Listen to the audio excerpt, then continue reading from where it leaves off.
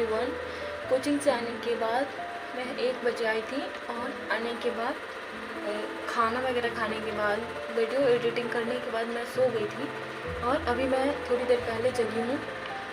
Time हो रहा है 4:09 हो गया है, ठीक है। तो अभी मैं यहाँ से अपना पढ़ाई का सेकंड स्टडी स्लॉट स्टार्ट करूँगी। और सुबह में इतना हम लोग पढ़े थे और उसके बाद अभी मुझे करना है एनसीईआरटी का रिवीजन करना है। एनसीईआरटी में मैं हिस्ट्री और ज्योग्राफी का रिवीजन करूँगी। मैं बालकोनी में जाकर पढ़ूँगी क्योंकि धूप बहुत अच्छा है, ठीक है। तो मिलते हैं अगले स्टडी स्लॉट के साथ।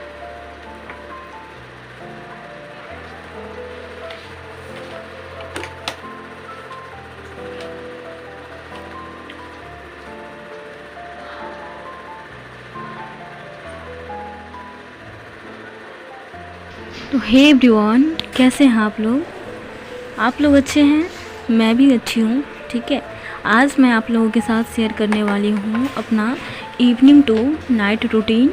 मैं 4 बजे से 10 साढ़े 10 के बीच का सारे एक्टिविटीज़ को मैं इसमें शेयर करने वाली हूँ। तो सबसे पहले मैं ना यहाँ पे बालकोनी में, क्योंकि आप सबको पता है ना, सर्दियों में सबको धूप बहुत ज़्यादा अच्छा लगता है। वैसे अभी तो सर्दियाँ ख़त्म हो चली हैं, लेकिन फिर भी यहाँ पे ना बालकोनी में धूप में बैठकर मैं यहाँ पे पढ़ रही हूँ एनसीईआरटी का जो हिस्ट्री और ज्योग्राफी का क्लास 6 का मेरा कंप्लीट हो चुका था, 7th का होने वाला है। और उसके बाद ना मतलब 5 बजे साढ़े 5 में तो धूप ख़त्म ही हो जाता है। तो थोड़े टाइम बाद मैं आ गई थी फिर से यहाँ पे रूम में ही। और रूम में आने के बाद मैं यहाँ पे पढ़ रही हूँ ज्योग्राफी। हिस्ट्री पढ़ने के बाद, हिस्ट्री मेरा 7th का कंप्लीट हो गया है, क्लास 7th का। और ज्योग्राफी मैं पढ़ने लगी थी। ज्योग्राफी होने के बाद ना मैं देख रही हूँ यहाँ पे ये ज्योग्राफी का लेक्चर अटेंड कर रही हूँ, क्योंकि लेक्चर अभी तो वैसे खान सर का जो क्लास है वो बंद है कुछ दिन से। सोमवार से खुल जाएगा, 1 सप्ताह के लिए बंद हुआ था। तो मैं यही सोची ना कि इस बीच जितने सारे लेक्चर मेरे बचे हुए हैं ज्योग्राफी के वो कर लूँ। लेकिन फिर भी इस सप्ताह भी कुछ बच गया है। हम सबको पता है ना कि अब बीपीएससी में एनसीईआरटी, बीपीएससी में क्या, जितने सारे पीसीएस है, सारे एग्ज़ाम्स में ना अब एनसीईआरटी का बहुत इम्पॉर्टेंट रोल हो गया है। एनसीईआरटी पढ़ना बहुत ज़रूरी हो गया है। तो मैं भी वही कर रही हूँ। इससे पहले ना जब मैं कोर्स नहीं ली थी, उससे पहले मैं एनसीईआरटी का वीडियो वगैरह देखकर थोड़ा बहुत पढ़ी थी। उसके बाद वीडियो से, यूट्यूब से मैं एनसीईआरटी पढ़कर उसका नोट्स बनाई हूँ और उस शॉर्ट नोट्स को मैं रिवीज़न करती हूँ। तो शॉर्ट नोट्स को रिवीज़न करना ना बहुत मतलब टाइम टेकिंग नहीं होता, उसमें टाइम नहीं लगता है बिल्कुल भी। 6 7 का हो गया है, ज्योग्राफी में 7th का बचा हुआ है और मेरा ये है कि 8 तक कर लूँ। उसके बाद फिर 9th 10th 11th 12th का करूँगी। और फिर जो यहाँ पे MCQs है ना, उस MCQs लगाऊंगी एनसीईआरटी का, ठीक है। तो यहाँ पे 7 बज चुका था और 7 बजे ना मैं आ गई थी किचन में। जो भी काम है किचन में वो काम करूँगी। ये दिन है सैटरडे का, ठीक है। सैटरडे का मैं एक वीडियो डाली थी मॉर्निंग में डाली थी ना एक वीडियो, और ये इवनिंग का है। और यहाँ पे ना मैं बर्तन धोने आ गई थी। जितने सारे बर्तन होते हैं ना मैं एक ही बार धोती हूँ, और वो भी मतलब रात को, या ये सोचती हूँ ना कि पहले पढ़ाई कर लूँ उसके बाद धोऊँगी। क्योंकि सब करने के बाद ना, अगर सारे काम करने के बाद पढ़ूँ तो मे भी पढ़ाई ना हो पाए। इस वजह से बीच में ब्रेक लेने पे मैं वो किचन का काम कर लेती हूँ। मैं आप लोगों को भी यही सजेस्ट करूँगी ना कि अगर आप लोग भी हाउसवाइफ है या मतलब शादी बाद, तो काम होता ही है। देखिए, शादी से पहले ऐसा होता है कि अगर हमें मन है तो काम करेंगे, नहीं मन है नहीं करेंगे। मेरे साथ भी सेम ही था। ये सोचते थे कि मन है तो काम करेंगे। वैसे ज़्यादा काम मेरी मम्मी ही करती थी, लेकिन यहाँ पे ऐसा नहीं है। यहाँ पे तो करना पड़ेगा। हस्बैंड भी है तो वो कर देते हैं जब उनको टाइम मिलता है। तो बहुत सपोर्टिव है, बहुत सारे काम कर देते हैं। लेकिन फिर भी पूरा काम तो छोड़ नहीं सकते हैं ना कि वो आएंगे तो ही करेंगे। तो यहाँ पे ना ऐसे भी आज शाम को ना मुझे खाना बनाना नहीं था। मैं कॉल की थी इनको, तो ये बोले ना कि थोड़ा बहुत कुछ खाएंगे, बाहर से लेके आ जाएंगे। तो मैं यहाँ पे किचन क्लीन कर दे रही हूँ, क्योंकि सुबह जब कल संडे है तो जगह तो अच्छा, किचन अच्छे से क्लीन मिले। तो जब शाम को कुछ खाना बनाना नहीं था ना, रात का खाना नहीं बनाना था, तो सुबह मैं जो बनाई थी ना चने का सब्जी और चावल बचा हुआ था, वही मैं सोची कि ये सुबह तक ऐसे ही रह जाएगा। तो मैं वही खाने लगी। और खाते खाते मैं सोना से बात कर रही हूँ, मेरी दीदी की बेटी सोना, ठीक है। बहुत प्यारी है, बहुत बोलती है। और वो बोल रही थी ना कि मैं ना आपका फ़ोटो देखी हूँ, मतलब वो मेरा वीडियो देखी, इसके बारे में बता रही थी। खाने के बाद ना मैं फिर से आ गई थी अपने टारगेट का जो पोर्शन बचा हुआ था उसको कंप्लीट करने के लिए।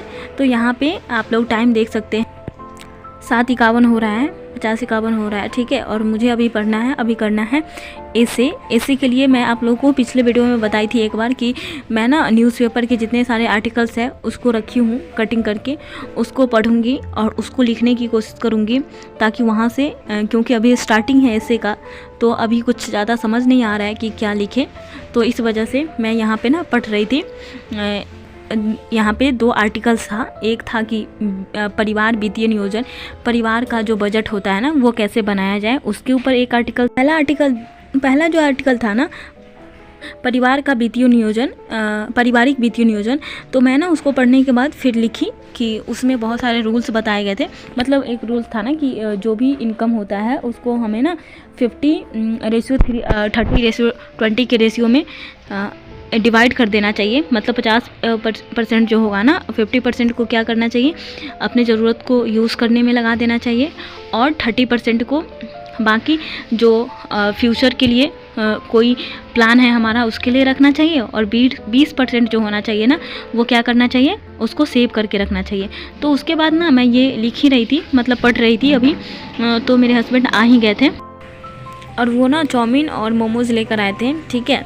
तो यहाँ पे वो बुला रहे थे कि चम्मच लेकर आ जाओ क्योंकि ये ठंडा हो जाएगा फिर अच्छा नहीं लगेगा। तो मैं वहीं पे स्टॉप कर दी अपना पढ़ाई और आ गई थी पहले खाने के लिए, ठीक है। तो यहाँ पे खाने के बाद ना मैं फिर से जाऊँगी पढ़ने के लिए, और जो भी बचा हुआ है, मतलब जो मैं रीड की थी ना यहाँ पे जितना लिखी थी उसके बाद फिर से लिखना स्टार्ट करूँगी।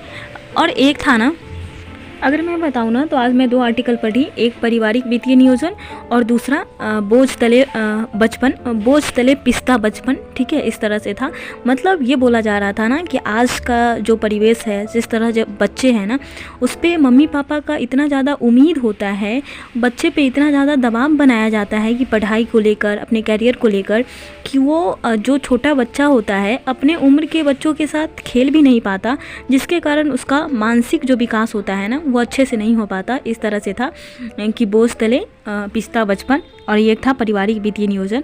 तो इसको मैं अच्छे से लिखी पारिवारिक वित्तीय नियोजन पर, और फिर बोझ तले पिस्ता बचपन पे भी मैं अच्छे से लिखी, क्योंकि ये सही बात है ना कि बच्चों से बहुत ज़्यादा उम्मीद की जाती है, और बच्चे से ये बोला जाता है कि ये मत करो, ये मत करो, वो मत करो, ऐसा बार बार रोक टोक से ना उस बच्चे के मन में मतलब एक ठेस पहुंचता है, ऐसा बोल सकते हैं। क्योंकि बच्चे का मन जो होता है ना बहुत कोमल होता है।